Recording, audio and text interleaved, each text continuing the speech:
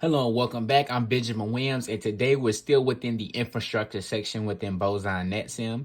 Today we're going to be doing PortFast and UplinkFast. So let's go ahead and read our objectives for this lab. We did do PortFast in our last video, so it looks like this is just another lab to add on to PortFast.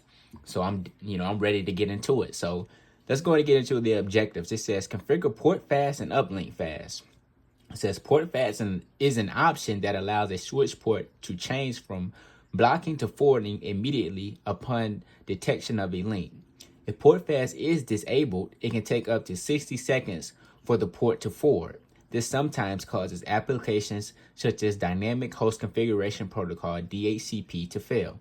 So I talked about this in the last video, and it just explains it right here. If PortFast is not enabled on a port, it has to transition through the listening and learning states. And it can also have to transition to the blocking state as well. So that could take another extra 20 seconds. So it can take up to 60 seconds for the port to get into the forwarding state. And of course, if you have an in-host, like a PC connected off of that port, DHCP could fail because it takes so long for the port to actually come up into the forwarding state. If you configure PortFast for the port that has the access computer off of it, it'll just transition straight to the forwarding state. DHCP will not have a problem with getting the PC's IP address, and your end host will be happy. So let's just take a look at our net map that we have. It says we have two PCs. We have PC1 and PC2. PC1 is in VLAN number 11. PC2 is in VLAN number 12. We have our access layer switches that give access to our PCs to the network. And we have our distribution layer switches down here. Looks like we have 3 VLANs configured. We have VLAN number 1, VLAN 11, and VLAN number 12. And basically we have some redundancy throughout. In case one of these links goes down, the switch has another route to get to the other switch. Of course, spanning tree is going to block one of these links to prevent a layer 2 loop. Access layer and distribution layer. Of course, the access layer is usually where you have your layer 2 running at, and then from there down to your distribution layer, usually in the enterprise network. This would be our layer 3 boundary. The access layer and distribution layer, and then you also have your core layer as well. As you can see right here, it says the Cisco 3-tier hierarchical network model. That would be it. The access layer, the core layer, and the distribution layer. Well, access, distribution, and then core, if you want to go in the exact order. The commands are right here that we're going to be doing throughout this lab, and also the descriptions. We've read through all of those, so let's go ahead and kind of go past those for right now. And we're going to keep our topology up here in the top left, as we usually do. We're going to read our lab instructions top right, and we're going to do all of our configurations down here at the bottom. Okay, so let's go ahead and get into our lab tasks for this lab. It says task number 1, configure PortFast and UplinkFast. It says ping from PC1 to A switch 1. The ping should be successful. So let's go to PC1. Let's see if we can ping our access layer switches is right here. So we're going to do a ping to 172.16.11.10. Okay, we can see that we're getting our replies from A switch number 1. We sent 5 and received 5. So that is good. That is what we want to see. Okay, it says on P1, A switch 1, shut down the fast Ethernet 05 port, which connects to PC number 1. Wait 5 seconds and then re-enable the port. While spanning tree is recalculating, try another quick ping from PC 1 to A switch 1. Notice that the pings now fail. Okay, so we know that it has to transition through the listening and learning states if you shut down the port. So it will not be able to ping A switch 1 as it's coming back up. So let's do an enable. Let's do a configure terminal. Let's do into interface fast Ethernet 05, which is where our PC is connected. And let's do a shutdown. Okay, let's wait a couple of seconds. All right, let's do a no shutdown. No shutdown to bring it back up.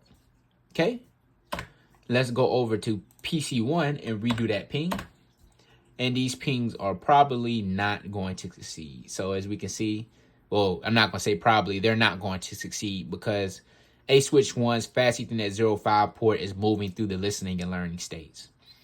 So it says allow time for the network to converge and try the ping again. Does the ping succeed? So let's wait. Let's go over here to Fast Ethernet 01.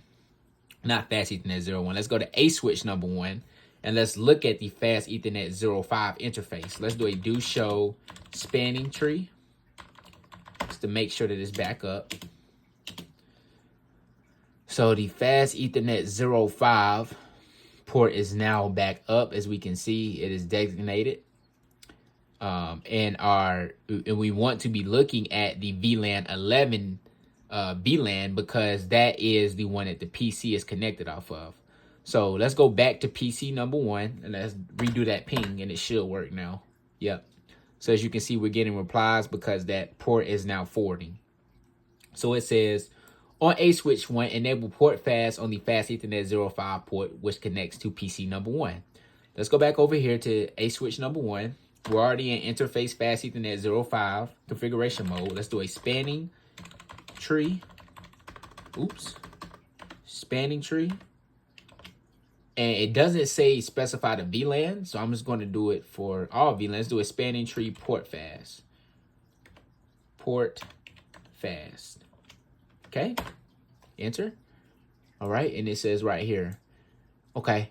On A switch 1, disable and enable the Fast Ethernet 05 port. Immediately after enabling the port, try to ping A switch 1 from PC 1. How long does it take for the ping to succeed? So now that we enable PortFast, the ping should succeed right away because that port should transition immediately to the forwarding state. So let's do a shut over here.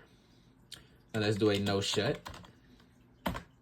Let's go over here to PC number 1. And let's ping again. And as you can see right now, we're getting straight replies from A switch 1. And that is because this port is now, it has PortFast enabled. So it doesn't have to transition through the listening and learning states. So it says right here, determine which of the ports that connect from A switch 1 to D switch 1 are blocking for VLAN number 11. So we can do a spanning, we can do a do show spanning tree VLAN 11. And we can see that this Fast Ethernet 02 port is in the blocking state for the VLAN 11 VLAN. So it says verify that you can ping from PC 1 to D switch number 1. Okay, so let's go to D switch number 1, which is not up here. So let me click D switch number 1. Okay. And it says, okay, it just wants me to ping from PC 1 to D switch 1. Okay, so let's do a ping to 172.16.11.100. Okay, we can ping D switch 1. We're getting successful pings from D switch 1. We can see that we sent 5 and received 5 pings, so that's perfect. That's what we want to see. Okay, it says on A switch 1, disable the forwarding port for VLAN 11 while STP is recalculating. Try another ping from PC 1 to D switch 1. Notice that the pings now fail. How long does STP take to reconverge? So it should take 30 seconds for the network to converge. So let's go over to A switch number 1. And it says disable the forwarding port for VLAN number 1. So, or VLAN number 11. So let's hit the up arrow.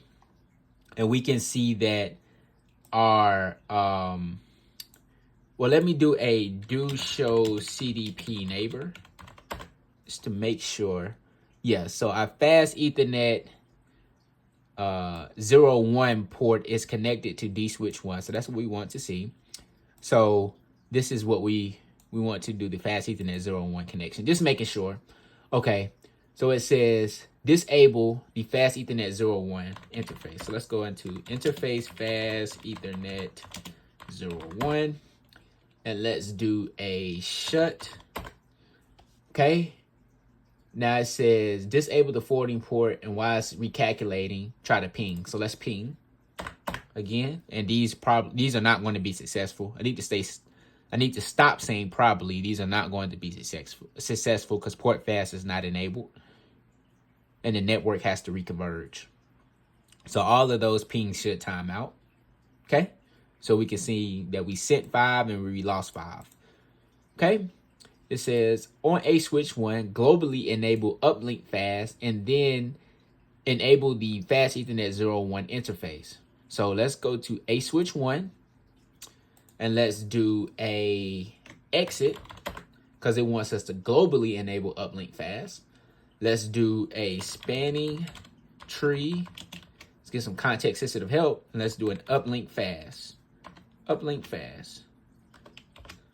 Perfect. Okay, and then it says re-enable the Fast Ethernet 01 interface. So let's go into interface Fast Ethernet 01. Let's do a no shut. Okay. And it says verify that you can ping from PC1 to D switch number 1. So let's go ahead and do that.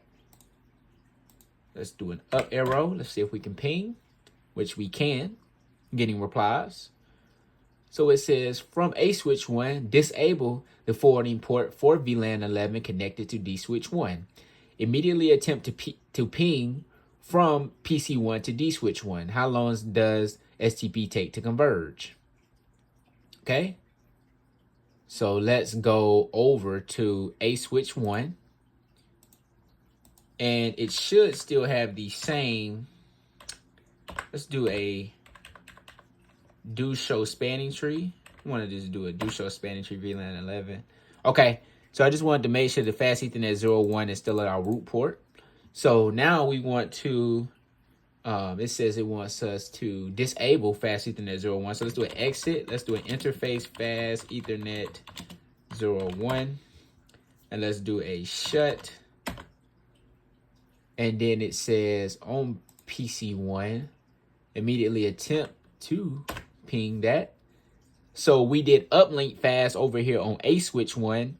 So it looks like our Fast Ethernet 02 connection immediately transitioned to as the root port. So we don't have to wait. And that's good because we have redundancy in this network. So it shouldn't have to wait if that Fast Ethernet 01 connection goes down. So if I do a do show spanning tree over here, the Fast Ethernet 02 should be our root port now for VLAN number 11. So as you can see right here, our Fast Ethernet 02 is our root port, like I said. Okay, so that's what we want to see. And it says, how long does STP take to converge? Well, since UplinkFast is enabled, it doesn't take any time for the Fast Ethernet 02 interface to take over. It takes over immediately because UplinkFast was enabled. So it says, re-enable the port, immediately attempt to ping from PC1 to D switch 1. How long does STP take to converge? So it's going to be immediate. So let me go ahead and go over to a switch 1. I think I'm already in interface Fast Ethernet 01, but let me make sure. Interface Fast Ethernet 01. Let's do a no shut. And let's go over to PC1. Let's do a ping one more time. And these should be successful as well. So we're getting replies. So it doesn't take any time for the STP to converge. It converges immediately. So it looks like that is our last step for this lab. Let's go ahead and hit grade. Hopefully we did good on this one. And we got all of them correct on this lab. So thank you guys for watching this one. I'll see you in the next one.